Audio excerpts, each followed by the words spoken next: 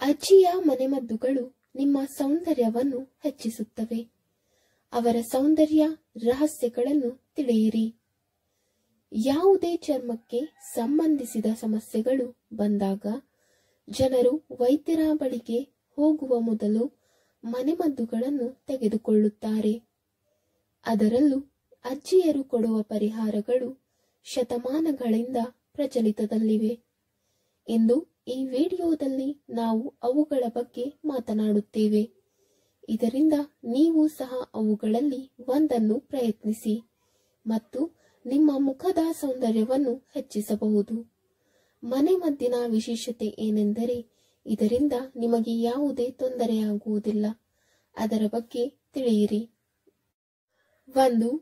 ದೇಹದಲ್ಲಿರುವ ಕೊಳೆ ತೆಗೆಯಲು ನಾವು ಪ್ರಾಚೀನ ಕಾಲದಿಂದಲೂ ಕಡಲೆ ಹಿಟ್ಟಿನ ಪೇಸ್ಟ್ ಅನ್ನು ಬಳಸುತ್ತಿದ್ದೇವೆ. ಇದನ್ನು ಹಚ್ಚಿಕೊಂಡು ಸ್ಕ್ರಬ್ ಮಾಡುವುದರಿಂದ ದೇಹವು ಬಂಗಾರದಂತೆ ಹೊಳೆಯುತ್ತದೆ. ರಾಣಿಯರು ಸಹ ಈ ಪರಿಹಾರವನ್ನು ಪ್ರಯತ್ನಿಸುತ್ತಿದ್ದರು. 2. ತುಪ್ಪದ ಗುಣಲಕ್ಷಣಗಳು ಮುಖವನ್ನು ಕಾಂತಿಯುತಗೊಳಿಸಲು ಸಹಾಯ ಮಾಡುತ್ತದೆ. ಆದ್ದರಿಂದ ಅಜ್ಜಿ ಮತ್ತು ತಾಯಂದಿರು ಖಂಡಿತವಾಗಿಯೂ ರೊಟ್ಟಿ ಮತ್ತು ಬೇಳೆ ಸಾರಿಗೆ ತುಪ್ಪವನ್ನು ಬೆರೆಸುತ್ತಿದ್ದರು. ಇದು ಮುಖದ ಹೊಳಪನ್ನು ಕಾಪಾಡುತ್ತದೆ. ಅದೇ ಸಮಯದಲ್ಲಿ ಅಲೋವೆರಾ ಜೆಲ್ ಅನ್ನು ಮುಖಕ್ಕೆ ಅನ್ವಯಿಸುವುದರಿಂದ ಮೊಡವೆಗಳ ಸಮಸ್ಯೆಯಿಂದ ಪರಿಹಾರವನ್ನು ನೀಡುತ್ತದೆ. 3. ಪ್ರಾಚೀನ ಕಾಲದಲ್ಲಿ ಹೊಳೆಯುವ ಚರ್ಮಕ್ಕಾಗಿ ಮಹಿಳೆಯರಿಗೆ ತಿನ್ನಲು ಶುಂಠಿಯನ್ನು ನೀಡಲಾಗುತ್ತಿತ್ತು. ಮೊಡವೆಯ ಸಮಸ್ಯೆಗಳಲ್ಲಿ ಶುಂಠಿಯ ಆಂಟಿ ಆಕ್ಸಿಡೆಂಟ್ ಗುಣಗಳು ಮುಖದ ಹೊಳಪನ್ನು ಕಾಪಾಡುತ್ತದೆ. ಅದೇ ಸಮಯದಲ್ಲಿ ತೆಂಗಿನ ಎಣ್ಣೆ ಚರ್ಮಕ್ಕೆ ತುಂಬಾ ಪ್ರಯೋಜನಕಾರಿ ಎಂದು ಸಾಬೀತುಪಡಿಸುತ್ತದೆ. ಇದರಿಂದ ಚರ್ಮದ ಸೋಂಕಿನ ಭಯ ಇರುವುದಿಲ್ಲ. 4.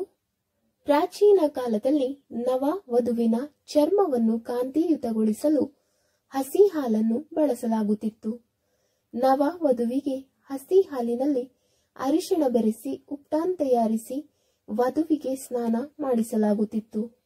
ಹಸಿ ಹಾಲನ್ನು ಮುಖದ ಮೇಲೆ ಮಸಾಜ್ ಮಾಡುವುದರಿಂದ ಚರ್ಮದ ಮುಚ್ಚಿ ಹೋಗಿರುವ ರಂಧ್ರಗಳು ತೆರೆದು ಚರ್ಮವು ಸ್ವಚ್ಛವಾಗಿ ಮತ್ತು ನೈಸರ್ಗಿಕ ರೀತಿಯಲ್ಲಿ ತೇವಾಭರಿತವಾಗಿ ಕಾಣುತ್ತದೆ. ಈ ಸಂಪ್ರದಾಯವನ್ನು ಇಂದಿಗೂ ಅನುಸರಿಸಲಾಗುತ್ತಿದೆ ಮತ್ತು ಮನೆಯಲ್ಲಿ ಸುಲಭವಾಗಿ ಲಭ್ಯವಿದೆ. 5.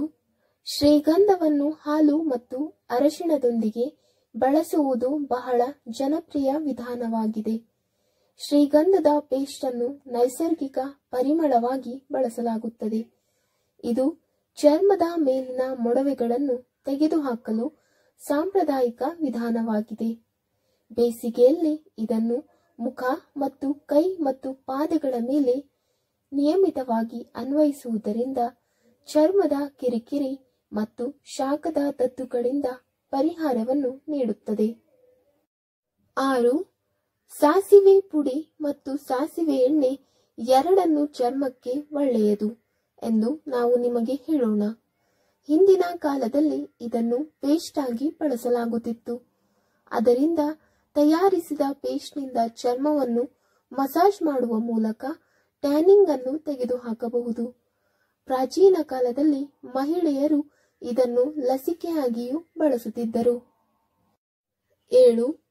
ಅಜ್ಜಿಯ ಕಾಲದಲ್ಲಿ ಮೊಡವೆ, ಕಪ್ಪು ಕಲೆ ನಿವಾರಣೆಗೆ ಅರಿಶಿಣವನ್ನು ಬಳಸುತ್ತಿದ್ದರು. ಅದರ ಸಹಾಯದಿಂದ ಜನರು ಕಣ್ಣಿನ ಕೆಳಗಿರುವ ಸಮಸ್ಯೆಗಳನ್ನು ಸಹ ತೆಗೆದುಹಾಕುತ್ತಾರೆ.